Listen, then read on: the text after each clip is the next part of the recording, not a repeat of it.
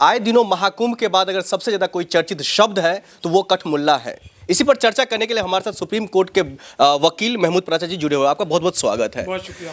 आजकल सड़कों पर सुनने को मिल रहा था, कहीं और सुनने को मिल रहा था, लेकिन अब जो है विधानसभा में ये सुनने को मिल रहा है कठमुल्ला, मुस्लिम, उर्दू। इसको आप कैसे देख रहे हैं शब्दों? नहीं, ये देखिए, ये एक आरएसएस और बीजेपी देश का संविधान खत्म करके मनुस्मृति लागू करना चाहती है। उसके बहुत सारे तरीके हैं, ये एक उसका बड़े तरीकों में से एक है। उसके अलावा मैं इसको किसी भी संदर्भ में देखना चाहता ही नहीं हूँ, क्योंकि ये आरएसएस की निरंतर कोशिश है। अगर इनके तथ्यात्मक रूप से इस पर टिप्पणी की जाए तो योगी जी किसको कठमुल्ला कहते हैं? क्या अरशद मदनी जी को, महमूद मदनी जी को, या जो हमारे पर्सनल लॉ बोर्ड में जमात-ए इस्लामी, जमीयत उलमा हिंद में जितने भी ये बड़े बड़े मौलाना हैं, उनको अगर वो कठमुल्ला कहना चाहते हैं, यानी काट का मुल्ला, तो वो सही कह रहे हैं, क्योंकि ये मौलाना है ही नहीं, ना मुल्ला है ना मौलाना है, और दोनों ही ये कभी हो नहीं सकते। तो ऐसा तो कठमुल्ला तो कोई भी मुसलमान वैसे ही नहीं बनना चाहेगा ना, मौलाना बनना चाहेगा।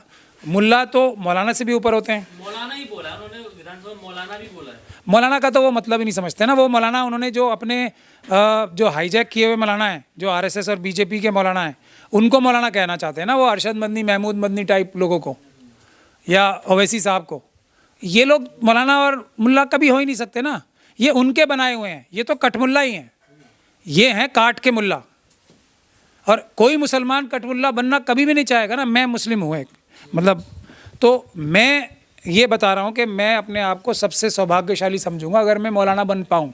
और मुल्ला की तो मेरे में वो भी नहीं है, कैपेसिटी भी नहीं है बनना की। मौलाना भी बनना बहुत मुश्किल होता है। क्या होता है मौलाना?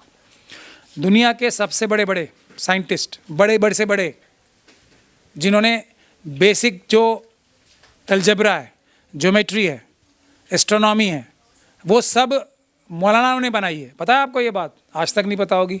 तो मेरे अंदर इतनी क्षमता नहीं है, मैं तो एक छोटा सा वकील हूँ। मेरे अंदर क्षमता नहीं है कि मैं इतनी सारी जो खासियतों का मालिक बन पाऊँ। है ही नहीं ना, इतना बहुयामी मेरे अंदर वो नहीं है कैपेसिटी। और हर मुसलमान मौलाना बनना चाहेगा।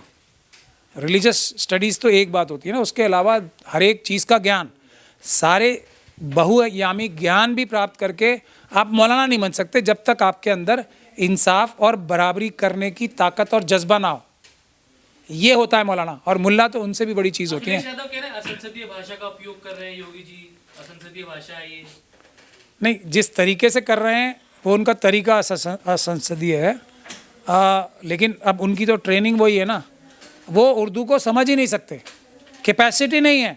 वो हिंदी भी नहीं समझ सकते, कैपेसिटी नहीं है। संस्कृत नहीं समझ सकते, कैपेसिटी नहीं है। हाँ, एक मौलाना जो होंगे वो हिंदी, संस्कृत, फारसी, अरबी और उर्दू, जो इन चारों लैंग्वेजों का मिक्सचर है, चारों लैंग्वेजेस का मिक्सचर है, उसको भी बड़े आसानी से समझ सकते हैं। मैं तो अपने आप को बहुत बदकिस्मत मानता हूँ कि मैं मदरसे में पढ़ाई नहीं कर पाया। एक तरफ योगी